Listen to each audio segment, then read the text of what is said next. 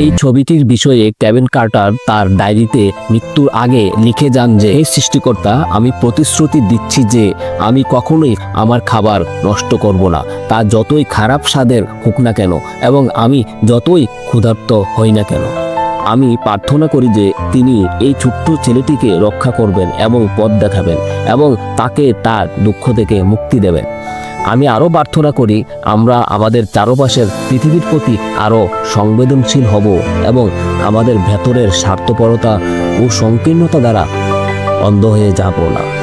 আমি আশা করি এই ছবি সর্বদা আমাদের জন্য উদাহরণ হিসেবে কাজ করবে যে আমরা শিশুটির তুলনায় কতটা ভাগ্যবান এবং আমরা আমাদের জীবন ধারণের খাবার কারণ ছাড়াই পেয়ে যাই এমনটা অবশ্যই মনে করব না।